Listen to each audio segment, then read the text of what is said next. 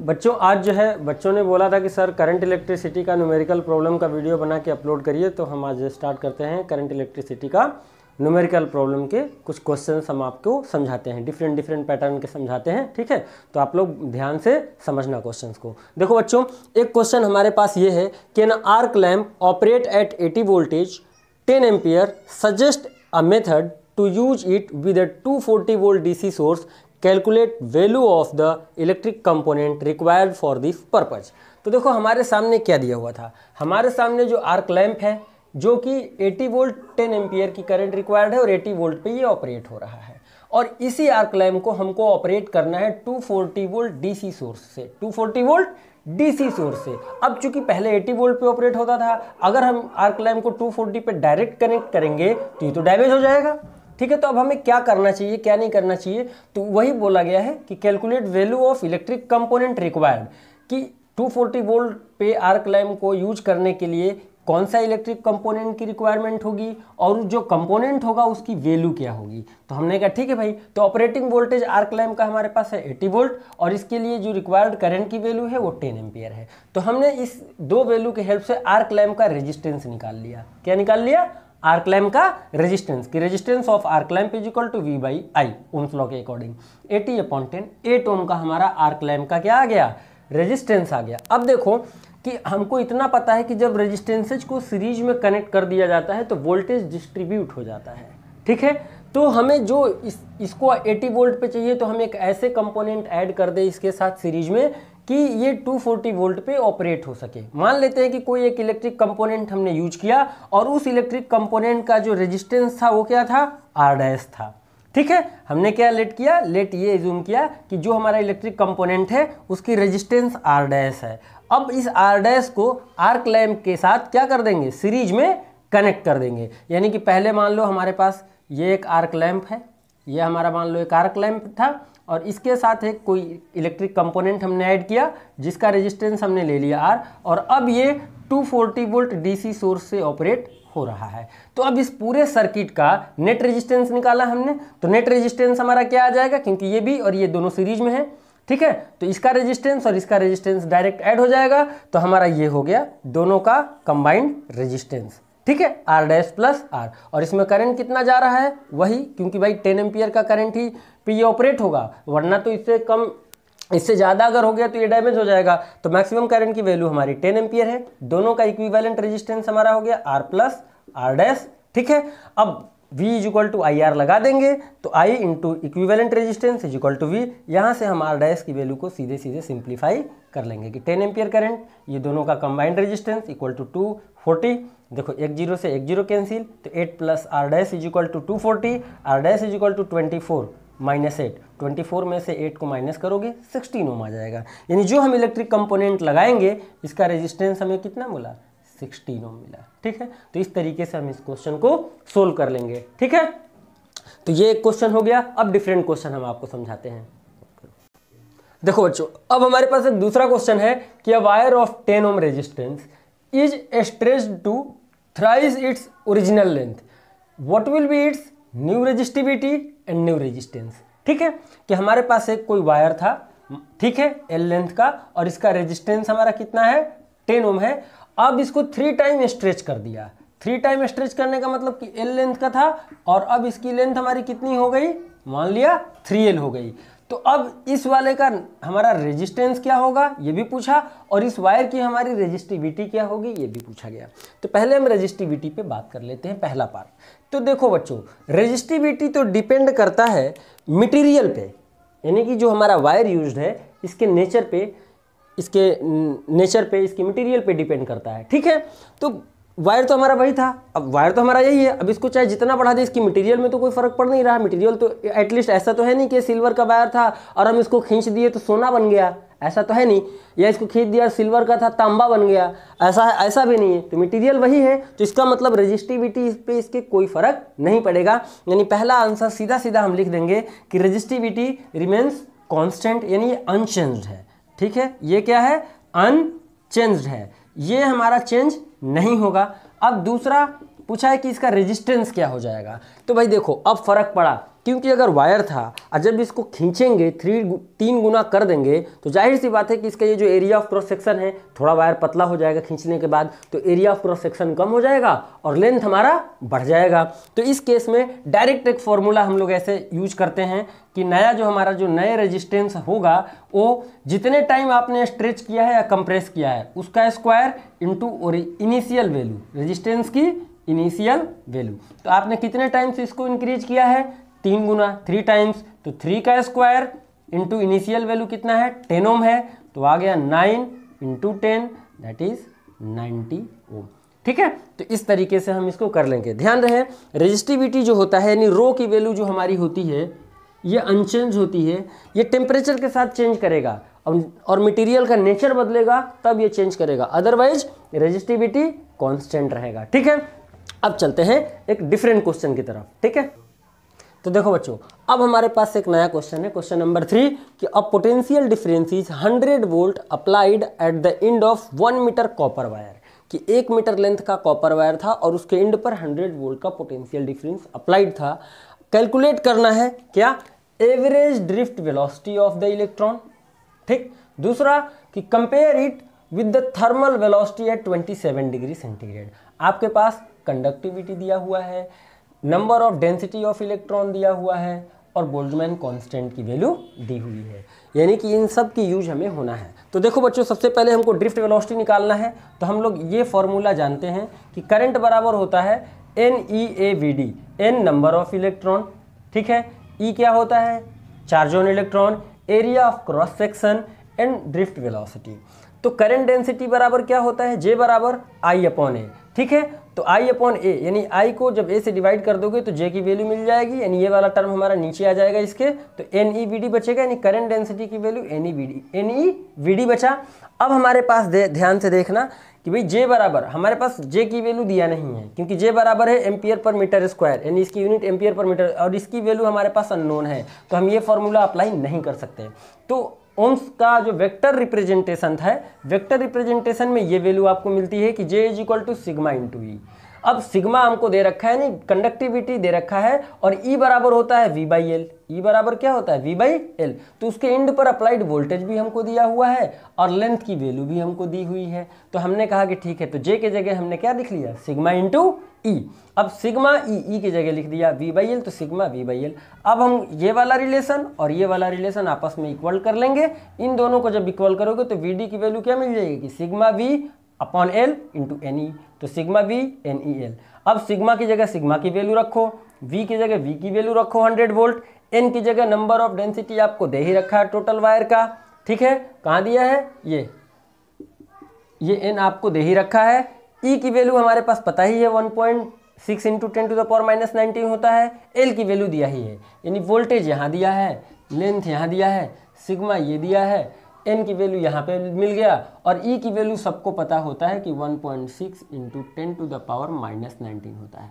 तो ये जब सारा वैल्यूज आप यहाँ रख के सिंप्लीफाई करोगे तो आपको ड्रिफ्ट वेलोसिटी की वैल्यू कितनी आ जाएगी, 0.43 मीटर पर सेकेंड। दूसरा हमको थर्मल वेलोसिटी निकालना है 23 डिग्री सेंटीग्रेड टेम्परेचर पे। तो पहले तो इस टेम्परेचर को हम केल्विन में बदल लेंगे, तो 27 + 273 that is equal to 300 kelvin, 300 kelvin. तो केल्विन में हमने ये टेम्परेचर निकाल लिया, और थर्मल वेलोसिटी का फार्मूला होता है, यानी आरएमएस वेलोसिटी का फार्मूला होता है 3 kBT/मास।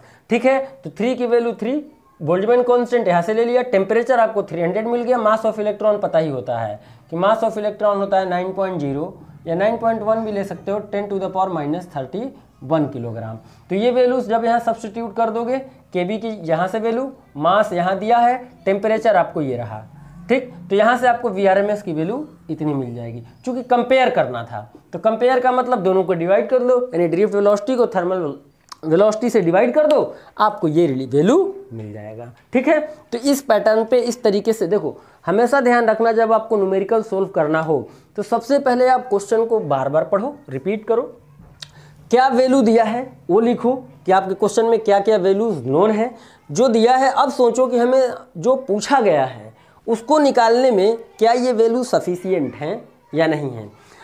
नहीं है तो और क्या एडिशनल फॉर्मूले लग सकते हैं।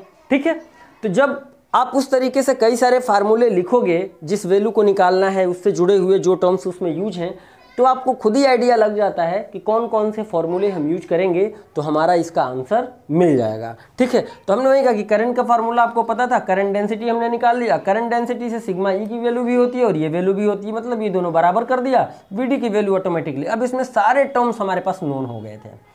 ठीक है, उसी तरीके से वीआरएमएस के लिए 3 kBt अपॉन मास चाहिए, मास दिया नहीं था लेकिन mass of electron non term है, कांस्टेंट है, वो हमने उठा के रख लेंगे, सोल्व कर लेंगे, आ जाएगा। ठीक है, तो ये हमारा तीसरा क्वेश्चन है। अब चौथे क्वेश्चन की तरफ बढ़ेंगे। तो देखो अब हमारे पास चौथे क्वेश्चन में ये दे रखा है कि एक मटेरियल है, ठीक, दो डिफरेंट नेचर के, यानी एक ए और एक बी नेचर का है। ठीक है, देयर आर 2 मटेरियल्स, यानी कि मटेरियल हमारे दो हैं, ए और बी। एक का थर्मल कोफिशिएंट ऑफ टेम्परेचर दे रखा था इतना, दूसरे का दे रखा है ये 0.0031 पर डिग्री सेंटीग्रेड, 0.0068 पर डिग्री सेंटीग्रेड। मटेरियल ए जो था इसका रेजिस्टेंस 0 डिग्री पर 200 ओम है और मटेरियल बी का 0 डिग्री सेंटीग्रेड पर 100 ओम का रेजिस्टेंस है। अब सवाल में ये पूछा है कि show a diagram the colour code of a carbon resistor that would have a resistance equal to series of R1 and R2, यानी इन दोनों के सीरीज से बना हुआ, और भी कितने डिग्री सेंटीग्रेड पर है, 100 डिग्री सेंटीग्रेड। नेग्लेक्ट टॉलरेंस, कि हमको एक डायग्राम बनाना है, एक डायग्राम ड्रॉ करना है कार्बन रजिस्टर्स का, यानी कि कलर कोड का, जो, और वो कार्बन रजिस्टर हमारा बना किससे है, इन दोनों रजिस्टेंस के इक्विवेलेंट से बना है, सीरीज इक्विवेलेंट से बना है 100 डिग्री सेंटीग्रेड टेम्परेचर पर। तो हमने कहा कि ठीक है भाई बना लेते हैं वो भी। तो सबसे पहले तो हम वैल्यू निकाल लें।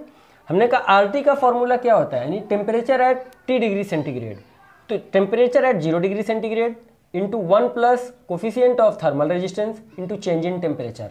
तो इनिशियल देखो क्या टेम्परेचर है, 0 डिग्री सेंटीग्रेड, फाइनल टेम्परेचर हमारा क्या है, 100 डिग्री सेंटीग्रेड। तो टेम्परेचर का चेंज निकालोगे 100 माइनस 0, तो चेंज इन टेम्परेचर हमारा क्या मिलेगा, 100 मिलेगा। अब इसको 100 डिग्री सेंटीग्रेड लिखो या 100 केल्विन लिखो, क्योंकि केल्विन स्केल पर और डिग्री सेंटीग्रेड स्केल पर आपका जो चेंज इन टेम्परेचर होता है उसकी वैल्यू सेम ही रहती है। यानी कि 0 डिग्री को केल्विन में बदल लो, इसको केल्विन में बदल लो, और जब चेंज इन टेम्परेचर निकालोगे तभी भी आपको 100 केल्विन ही मिलेगा। या डिग्री सेंटीग्रेड में है ही, इसको चेंज निकालो 100 ही मिला।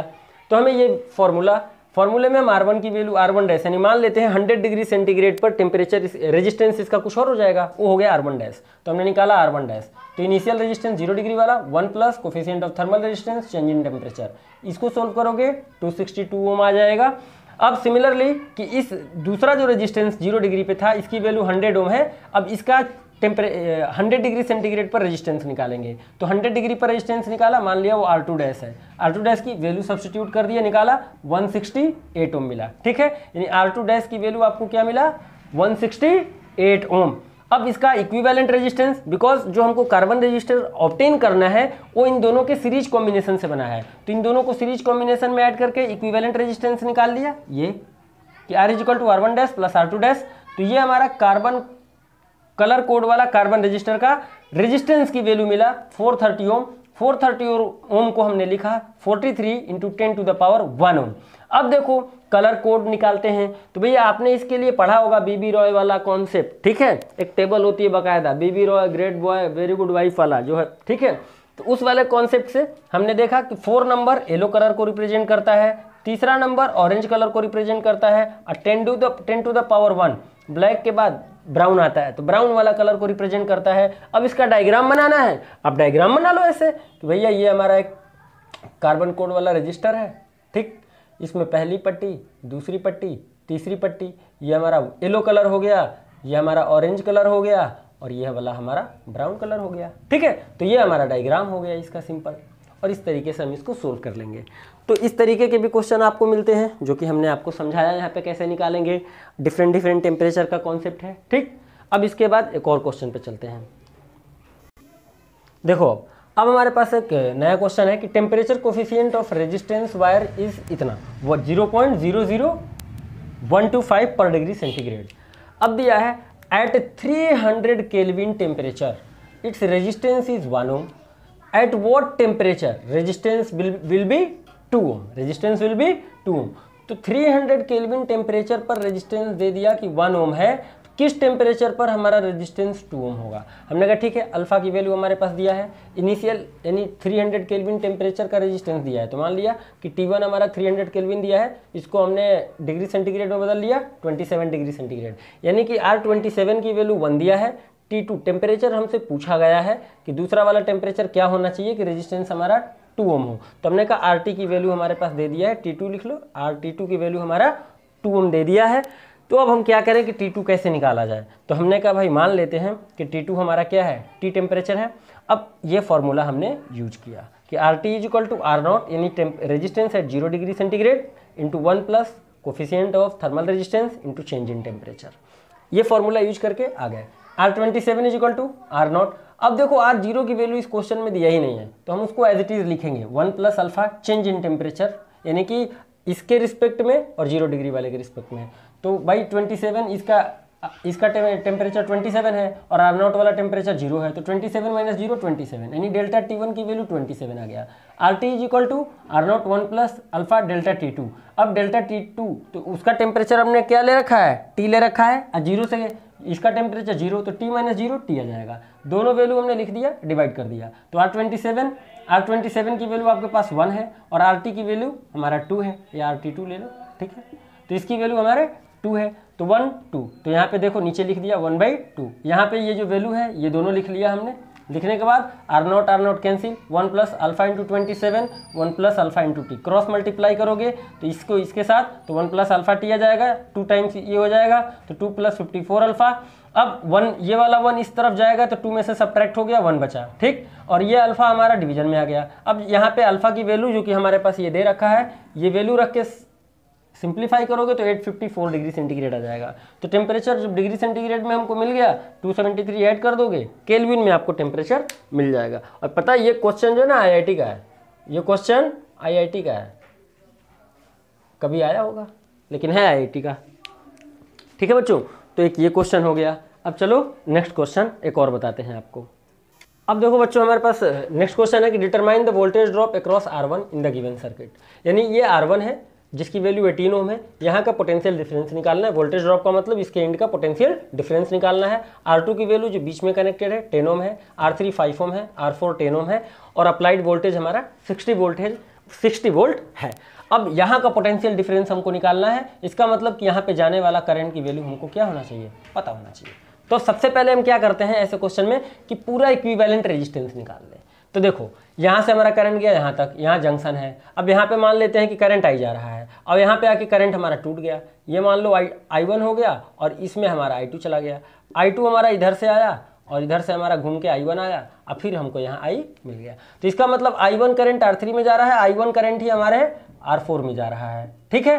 I1 करंट ही हमारा R4 में जा रहा है। तो R3 और R4 किस कॉम्बिनेशन में हो गए, सीरीज में, तो इनका सीरीज इक्विवेलेंट निकाल लो। तो भैया मान लिया ये R डैश है, तो R3 प्लस R4 यानी कि 5 प्लस 10, R डैश की वैल्यू हमारी आ गई 15 ओम। अब जब R डैश की वैल्यू 15 ओम आ गई यानी ये दोनों हमारे खत्म हो गए। अब ये R डैश, तो ये सर्किट हमारा कैसे हो गया, अब ये सर्किट हमारा छोटा बन गया। देखो अब ये सर्किट हमारा छोटा बन गया, अब केवल इतना बचा, कितना भाई, अब ये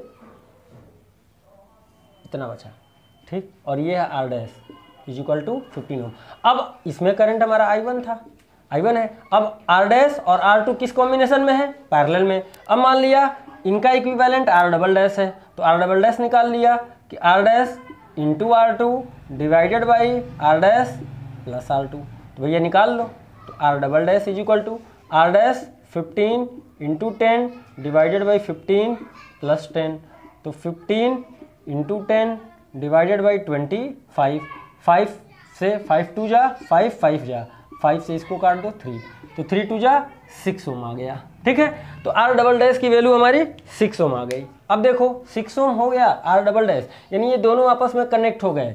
अब ये भी हमारा गायब हो गया, अब केवल हमारा इतना ही बचा और ये बचा R डबल डैश, और अब वैल्यू हमारी आ गई केवल 6 ओम। अब क्या देखा कि जो करंट इसमें जा रहा है वही R डबल डैश में जा रहा है, तो पूरे सर्किट का इक्विवेलेंट यानी कि R1 जो था R डबल डैश के साथ सीरीज में बन गया। तो भैया निकाल लो, तो ये है 18, ये प्लस 6, कितना आ गया 24, ओम। ठीक है, तो पूरे सर्किट का इक्विवेलेंट रेजिस्टेंस 24 ओम आ गया। तो अब निकालेंगे कि करंट कितना ड्रॉ हो रहा है इस सोर्स से।